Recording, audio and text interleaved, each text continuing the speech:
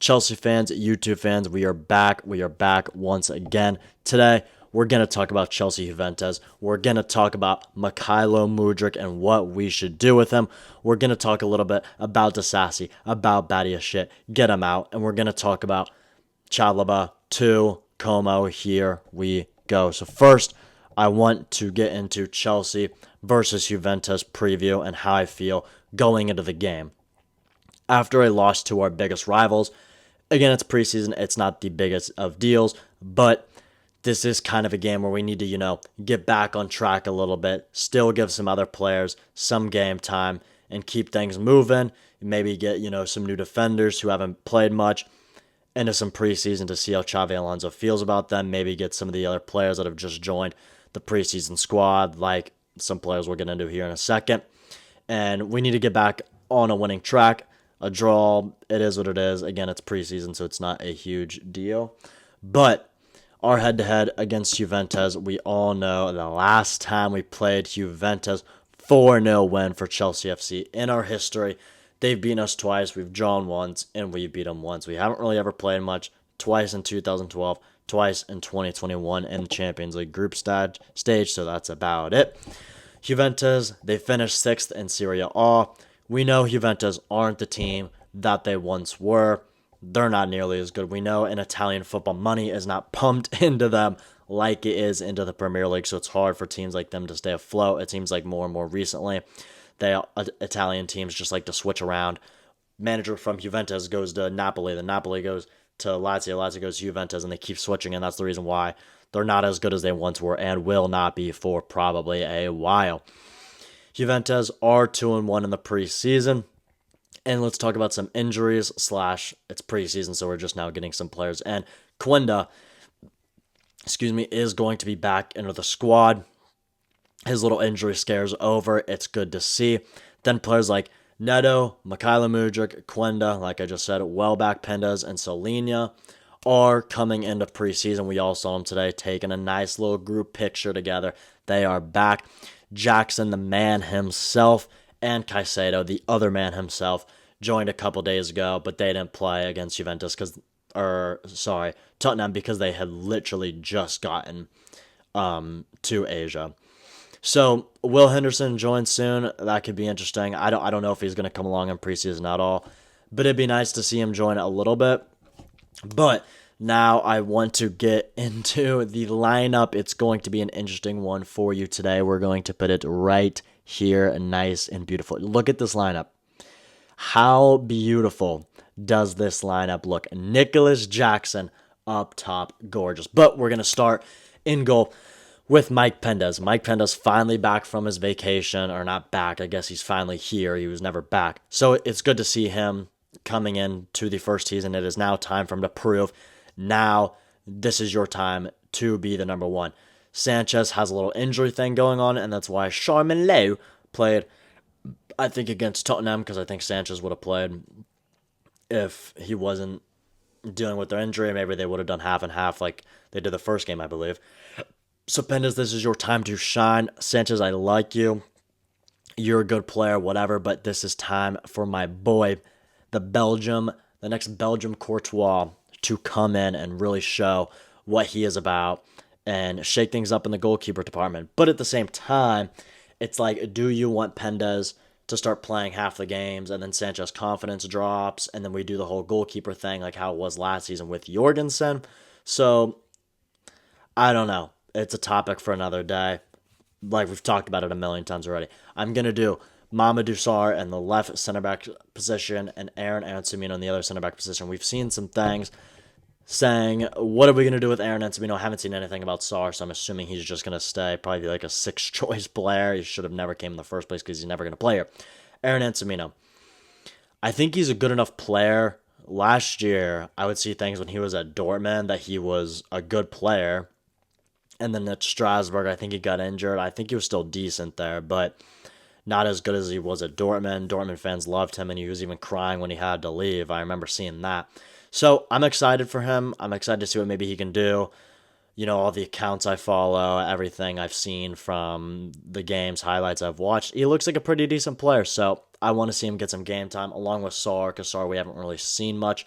So those are my two center backs for the game. I don't know how to say this left back academy's name. Amelino. Man, I don't know. But he's from the academy. We've seen him play more than any other academy player. So I think, you know what? Let's give him one more run out against the big boys. At the end of the day, again, it's preseason. We don't need a ton of players playing too much. So give this man a run out, I think. On the right back position, we're going to go Palestra. Keep it nice and simple. He played last game he started. He looked great. Let's see him again. I want to see him given another run out. You know, we don't have Reece James here. Maybe put Josh Chempong back out there since Josh is mainly a right back anyway. I don't know where this center back gimmick came from. He's mainly a right back, so maybe give Josh some minutes out there, but I like Palestra. He's so pacey. I think he's good defensively. I think he's good going forward. He's one of those players that's just so athletic, and I just love players that are just so athletic. Speaking of players that are so athletic, Moises Caicedo, the GOAT himself, man, I'm so excited to see what this man can do this season. I love him so much. I'm so excited he is back. Moises Caicedo, he's only been here for a couple days, so maybe he won't get into the team just because, again, he's been here, he's only been training for a couple days, but he was at Ecuador a couple weeks ago, so how much can your match fitness drop in that short of time?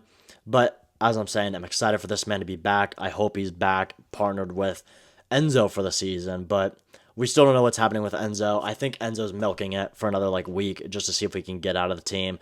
And then after another week, if he still hasn't gotten a move, I think he will come back into the squad and just go, you know what, team, Xabi Alonso, I'll stay.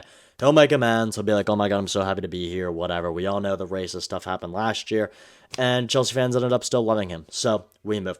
I'm going to go Reggie Watson, the 16-year-old, to start on the other side of Caicedo. I want to see how he can work with Caicedo. Man, this lineup is something. Watson in there. I just want to see him play some more. Apparently, he's really good at those set pieces. Again, he's 16, but maybe he can be in the academy. Maybe, if he's good enough, send him out to loan to a League One team. Maybe even a championship. You know, we saw that Reggie Walsh yesterday is probably going to get loaned out to a team like Wigan. So I want to see what Watson can do. Maybe he deserves a loan, even at that young of an age. Maybe just keep him in the academy and let him keep doing his thing. At Cam, we're going to go Joao Pedro. Look, this man is a striker. We know that. But look, if you want to keep players like Delap, Jackson, Welbeck, Gui, all these strikers that we have, maybe give him a run at Cam. Is this going to happen? No, of course not. This is not going to happen. But, you know, this is for the funsies lineup. Of course, I want to make my own lineups, okay? This is not necessarily a predicted lineup. It is a what I want to be lineup. It'd be cool to see him play Cam because we've never really seen it before, and we know he can play in that position. So, and I don't want Palmer playing too much. I don't want Esteval playing too much, so I want them to have rest. Maybe they can come on in the second half, sort of ting. Joao Pedro, start in that Cam spot. I think it'd be fun. So, anyway, Quenda on the right wing. He's back from his injury scare, so he might also be a player that's a little too early to come in and play. Maybe he'll come on as a sub, but I'd love to see him get some minutes in that right wing spot. I'm glad we are actually going to be playing the 4-2-3-1 under Xabi Alonso, because it does allow us to play with the wingers, and I think it'll work well. So Quenda in that right wing spot. My GOAT, Mykhailo Mudryk, right there on the left side. Get him in, man. I don't care. Look, we're most likely going to send him out on loan to Strasbourg. We'll talk about that in a little bit, so I'm not really going to get much into that. But I want him to start on the left wing. Nicholas Jackson up top or Danny Welbeck. I can go with either one of them. But we know Danny Welbeck's going to be in the team, so there's no point to really give him too many minutes, against Real Sociedad, give him minutes because that's close to the beginning of the season. Maybe give a Danny Welbeck a start there. But Jackson, he needs to be starting sooner rather than later. So we know if we're going to keep him. And that's my lineup. It's quite something. Pendes, Aaron Ansamino, Sarr, Watson, Joao Pedro in a weird spot, Quenda, Mudryk, Jackson. It's something. How many of these players didn't play for us last year? Jackson, Quenda, Mudryk, Watson technically didn't. Aaron Ansamino, you can technically say he did. Or wait, no, he didn't because he was at Strasbourg.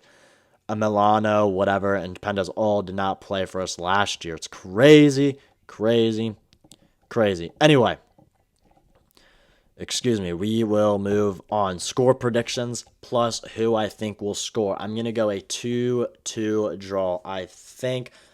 If this is the team that we go with, let me take a look at it again. If this is the team we go with, I think 2-2's about right. I think Joao Pedro could score, Jackson could score, Quinda could do some damage maybe.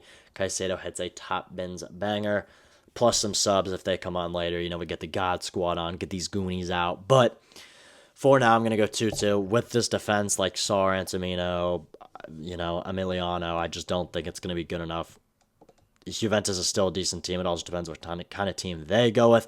But I think 2-2 draw's fair. I think that'd be okay.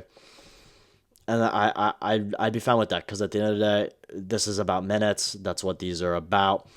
My goal scorers, I'm going to go with the classic duo, Cole Palmer and Nico Jackson to score. Okay, lastly, I want to talk about 1 through 10 if this is a must-win game. I want to talk about the players with pressure on them and how much manager pressure there is. So for Xabi Alonso and manager pressure, I'm going to give it a 2 out of 10 because the right now, like, I'm deciding as a Chelsea fan, I'm just going to start doing this because we've seen so many managers get in and out. I'm going to start doing this. A manager pressure scale, I'd give it about a 2. You know, after losing to Tottenham in the last minute, again, there's about a 2. I'm not going to say 1 because he didn't win. You know, if he loses again here, people are already going to start going crazy, which is stupid. But 2 out of 10 on the pressure scale because it's preseason, so even if he loses, it's really not that big of a deal. Players with pressure on him. I'm going to go Palmer just because of last season. He still, you know, looks decent, but he still doesn't look like the Cole Palmer we once knew. Mikhailo Mudryk definitely has some big pressure on him, but if we know he's going to go out on loan to Strasbourg, it's really not that big of a deal. Tosin Fofana, if they're going to play along with Delap, Tosin Fofana, Delap, if any of them 3 play, man, they've got crazy pressure on them. Nicholas Jackson, if he plays, he's got some crazy pressure on him. Aaron Antamino. So, I mean, they pretty much all got pressure on him. Mike Pendas has pressure on him, but players that do most will be the Delaps, Tosins, if they play.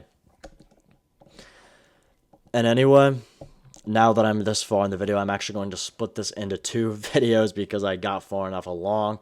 So this is my Juventus preview.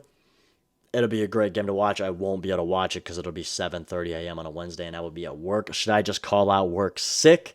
I do not know. We will see. But I will see you guys literally in like 5 minutes. Peace.